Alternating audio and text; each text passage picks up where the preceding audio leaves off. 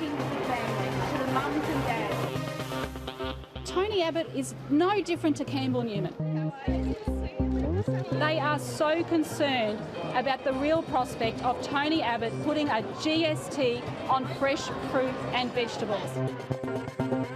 Tony Abbott wanted to introduce the Medicare co-payment.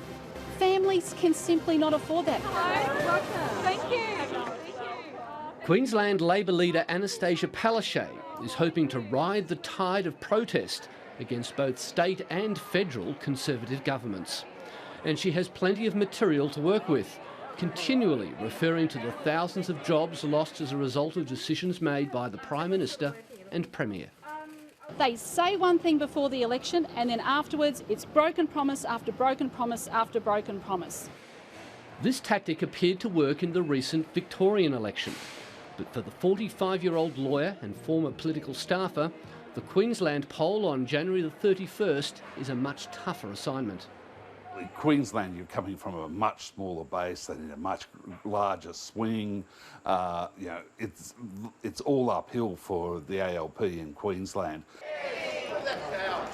When Annstacia Palaszczuk began her parliamentary career 9 years ago, Peter Beattie was at the height of his power. She was one of 59 members of the Labor team. When she took over as opposition leader in 2012, the numbers had slumped to a humiliating 7, climbing to a barely more respectable 9 after 2 by-elections. Anyway, the task ahead of us? Absolutely. You entered politics in 2006. Did you ever in your wildest dreams think 9 years later you'd be contesting an election to be Premier? Well, anything can happen in Queensland, and you know, we've got this once-in-a-lifetime opportunity to get rid of Campbell Newman and the government, and we're out here today listening to real Queenslanders. This is the opposition leader's political base, the electorate of Inala in Brisbane's west. It's been a migrant area for many, many years. In fact, most of the migrant waves coming into Brisbane have come through Inala at one stage or another. It's a safe Labor seat that her father, Henry Palaszczuk, had previously held.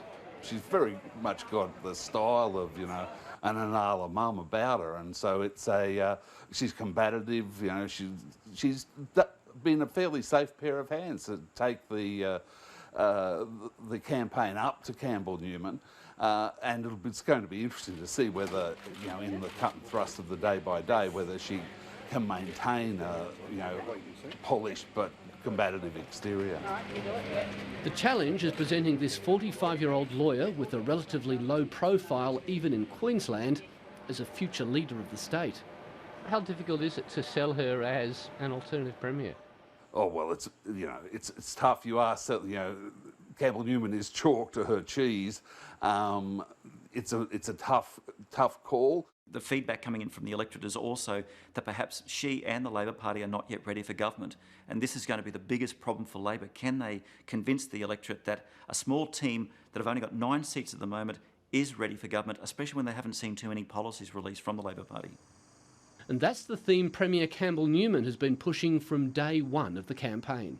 The Labor Party have had almost 3 years to develop their own plan, a vision for Queensland. They've had plenty of staff, but even today they still are not able to release their vision and plan for Queensland.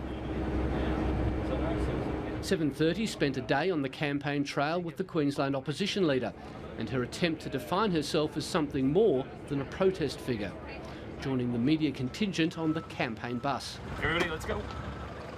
The first stop was a brick and paving factory in Ipswich, west of Brisbane. Over here we have standard sort of pavers, but at Clay Pave, my name's Alan Anderson, we've developed a range of pavers that are unique in the world. The point Labor wanted to make here was that innovative businesses like this one need to be encouraged to employ more people. In a tactic common to both political parties, a media release giving details of Labor's $40 million business development fund was handed out to journalists less than a minute before the media conference got underway. We want to encourage business who have fresh ideas, who have innovation, to actually put together and put forward their ideas, and we will match their funding. But questions about how all this will be funded are brushed aside. This is about jobs, jobs and more jobs. How will Labor fund these election promises? This will be revealed in our economic fiscal strategy, as every other opposition and as government does throughout the election campaign. When will we get that? Very shortly.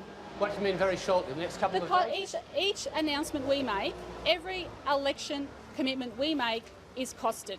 The costings will be released during the campaign. But doesn't this get to the heart of the problem that the next government is going to face a downturn in revenue and some hard decisions have to be made? Well, you know, the hard decisions need to be made about creating jobs.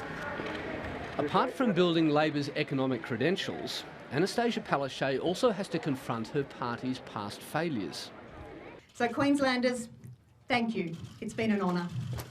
It was less than 3 years ago that the Bligh Labor government was turfed out of office by one of the biggest swings in Australian political history. What's your name, sorry? Gary. Very nice to meet you. And Annastacia Palaszczuk was reminded this week that a lot of people haven't forgotten.